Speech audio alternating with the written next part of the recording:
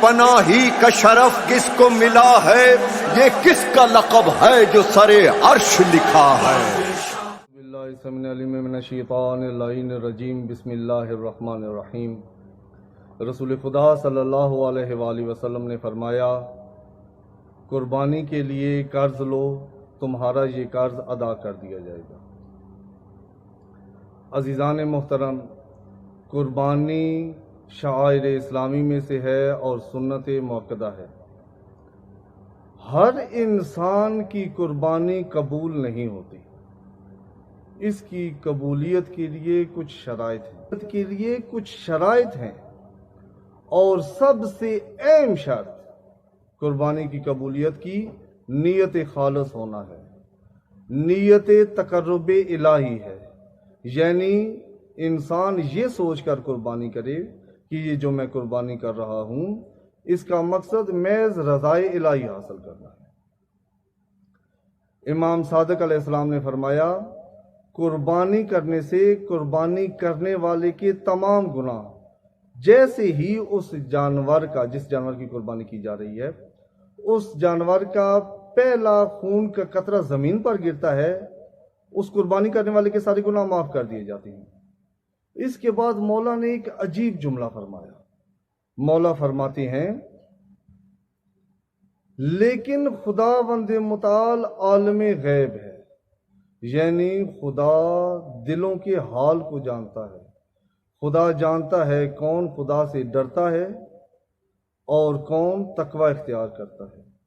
امام علیہ السلام نے بھی قربانی کی قبولیت کا معیار خوف خدا اور تقوی الہی کو قرار دیا۔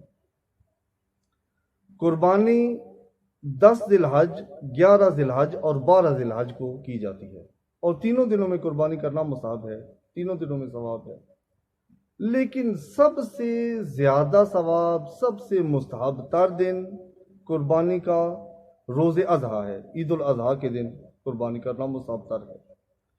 امام باقر علیہ السلام نے فرمایا، وَلَا تَأْكُلْ يَوْمَ الْأَضْحَىٰ شَيْئًا، روز اضحیٰ کے دن کوئی چیز نہ کھاؤ، اِلَّا مِنْ ہَدَيِكَ اَوْ اَضْحِيَتِكَ، مگر یہ اس جانور کا گوشت کہ جس کی تم نے قربانی کی ہو، اس جانور کے گوشت سے اپنی تغذیہ کا آغاز کرو۔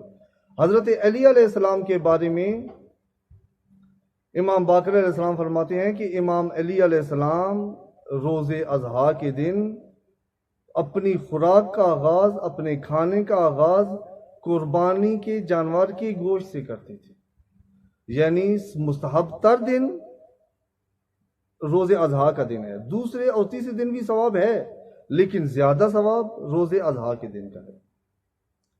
قربانی تقریباً تمام انبیاء کی سنت ہے۔ حضرت نوح علیہ السلام کو جب خداوند متعال نے طوفان سے نجات دی، حضرت نوح علیہ السلام نے قربانی دی۔ حضرت ابراہیم علیہ السلام کی قربانی تو مشہور ہے۔ حضرت رسول خدا صلی اللہ علیہ وآلہ وسلم نے حجت الوداع کے موقع پر بعض روایات میں ہے کہ 100 اونٹوں کی قربانی کی، اور بعض روایات میں ہے کہ رسول خدا نے 120 اونٹوں کی قربانی کی، یعنی قربانی تمام انبیاء کی سنت ہے۔ جب عبادت اتنی بڑی ہے تو یقیناً اس کی شرائط بھی سخت ہے۔ سب سے پہلی شرط یہ ہے کہ ہر جانور کی قربانی نہیں ہوتی، اور جن جانوروں کی قربانی ہوتی ہے ان میں بھی شرائط موجود ہیں۔ رسول خدا صلی اللہ علیہ وآلہ وسلم نے فرمایا کہ جب تم قربانی کرو تو اس جانور میں 4 شرائط دیکھو، اگر وہ شرائط موجود ہوں گی تو قربانی ہوگی، ورنہ نہیں ہوگی۔ پہلی شرط پاک پیغمبر نے فرمایا کہ جس جانور کی قربانی کرو وہ جانور تندرست ہونا چاہیے، بیمار نہیں ہونا چاہیے۔ دوسری شرط پاک پیغمبر صلی اللہ علیہ وآلہ وسلم نے فرمایا، جس جانور کی قربانی کرو وہ جانور بوڑھا نہیں ہونا چاہیے، یعنی اگر آپ اونٹ کی قربانی کر رہے ہیں تو اس کی عمر 5 سال کامل ہو اور 6 سال میں داخل ہو۔ اگر آپ بھیڑ کی قربانی کر رہے ہیں تو 7 ماہ کامل ہو، 8ویں ماہ میں داخل ہو۔ اگر آپ گائے یا بیل کی قربانی کر رہے ہیں تو 2 سال کامل ہو اور تیسرے سال میں داخل ہو، بوڑھا نہیں ہونا چاہیے۔ تیسری شرط، پاک پیغمبر نے فرمایا کہ جس جانور کی تم قربانی کرو وہ جانور نقص سے پاک ہونا چاہیے، یعنی اس کی ایسا نہ ہو کہ اس کی آنکھیں نہ ہو، یا ایک آنکھ ہو ایک آنکھ نہ ہو، یا لنگڑا کر چلتا ہو، اس کے کان یا اس کی دم کٹی ہوئی ہو، کسی قسم کا جسمانی نقص اس میں نہ ہو۔ چوتھی شرط، پاک پیغمبر صلی اللہ علیہ وآلہ وسلم نے فرمایا جس جانور کی تم قربانی کرو وہ عرفاً ظاہراً تندرست ہونا چاہیے، یعنی صحت مند نظر آنا چاہیے، لوگ کہیں گے یہ صحت مند ہے، یہ کمزور اور لاغر نہیں ہے، اس کی قربانی ہوگی۔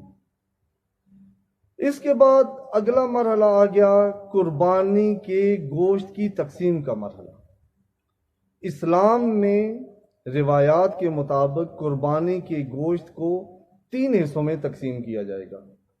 ایک حصہ قربانی کرنے والے کے لیے، دوسرا حصہ ہمسایوں اور عزیز و اقربا کے لیے، اور تیسرا حصہ سائلین کے لیے۔ امام صادق اور امام باقر اور امام سجاد علیہ السلام کے بارے میں فرمایا جاتا ہے، بیان کیا جاتا ہے، روایات بیان کی جاتی ہے کہ امام سجاد اور امام باقر علیہ السلام کے بارے میں روایات ہیں کہ جب وہ قربانی کرتے تھے یتصدقان، تو وہ دونوں صدقہ دیتے تھے۔ کس طرح صدقہ دیتے تھے؟ بِثُلَاثٍ عَلَى الْجِيرَانِ، تیسرا حصہ 1/7 حصہ ہمسایوں کے لیے، وَبِثُلَاثٍ عَلَى السُّؤَال، 1/7 حصہ اہل سوال کے لیے، مساکین کے لیے، سائلین کے لیے، فقراء کے لیے، وَبِثُلَاثٍ يُمْسِكَانِهِ أَهْلَ الْبَيْتِ، اور تیسرا حصہ 1/7 حصہ اپنے اہل بیت کے لیے رکھتے تھے۔ یعنی روایات کے مطابق قربانی کا گوشت 3 حصوں میں تقسیم ہوگا، ایک اپنے لیے، ایک صدقہ اور ایک ہدیہ۔ یہ جو ہم نے شرائط جانور کی بیان کی ہیں یا ہم نے جو سہم بیان کیا ہے، یہ جو شرائط خصوصاً بیان کی ہیں یہ واجب قربانی کے لیے ہے،